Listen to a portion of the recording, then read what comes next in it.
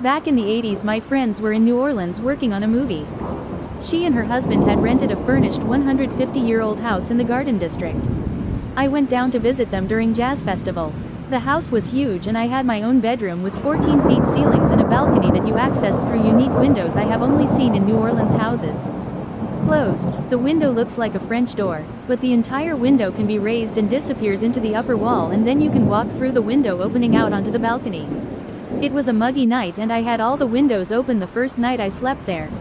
Sometime during the night I suddenly woke up because my sheet has been pulled off me very quickly. I jumped out of bed thinking someone has come into my bedroom through the huge open windows.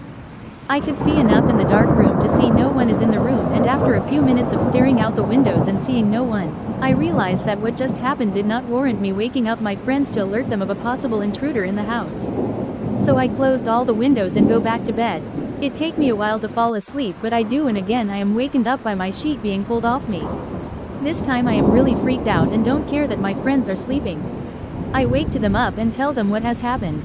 My friends then tell me that they also have had some weird shit happen in the house since they moved in, but they have just kinda ignored it. Strange footsteps, voices in other rooms, stuff like that.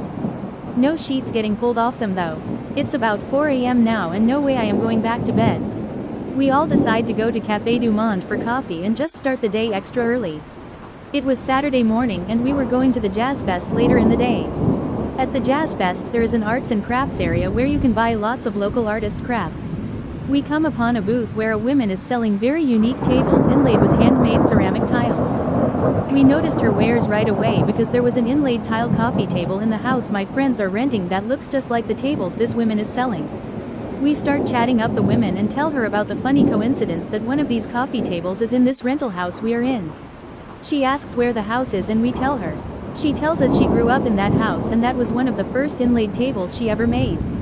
I jokingly ask her if she has ever run into any ghosts in the house, cause there seems to be one right now who wants my ass out of that bedroom. That's why my father doesn't live there anymore, she says. He moved out and left all the furniture and just rents the place out. My mother committed suicide in the house several years ago and she would not leave my father alone after she died. He could not stand it any longer, so he moved out. In the summer of 2009 I was traveling back home in my white Explorer named Betty. I was going from Portland, Oregon to Little Rock, Arkansas. This was on the second day of driving. The time was around 2 a.m. in the middle of nowhere in Kansas. The funny thing was when I got out of Colorado my GPS found some seasonal roads. In Kansas this mean farm roads that open for the summer. When it turned 7 p.m., I pulled over by a huge barn to look at the map on the GPS to figure out where the heck I was. Turns out I was a ways out. Keeping in mind that it is getting dark and there are no streetlights or big towns. I decided it was time to suck it up and drive my ass through this.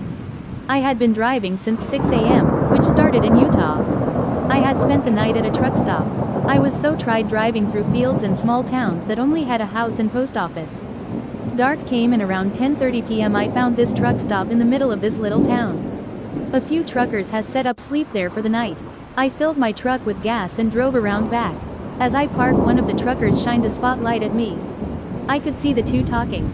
I thought to myself, probably just checking to see what I was doing. After watching them talk to each other for a while I decided this felt a little weird.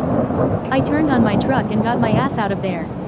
Tired and sleep deprived I was striving to find a big town. The GPS showed one a ways out. Well, started getting later and pulled into the town and parked at a Walmart. I was planning to sleep there, but in the back of my mind I still just didn't feel right. So once again I started driving. I looked at the GPS and Woodward, Oklahoma was 200 miles away. I decided to set that as my goal because I knew the town a little. So back to driving.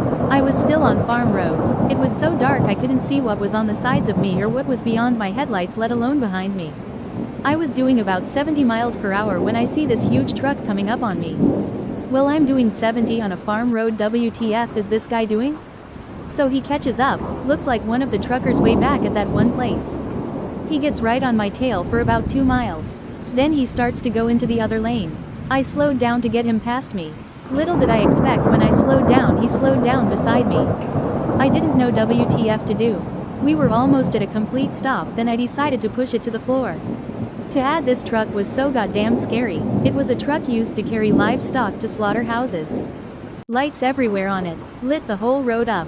I am now doing 95 in a Ford Explorer through farm roads at 2 a.m. Sleep deprived and con at sea. This trucker speeds on and gets back on the tail of my truck. I am doing 9 fucking 5. So I punch it harder. I am now doing 110 down this narrow farm road. For 1 hour I fought to stay ahead of him till I found a car on the road. I passed and got more distance from the trucker. I ended up making it to Woodward. I have no idea what was going on or why this person did this to me. I was by myself in the middle of nowhere.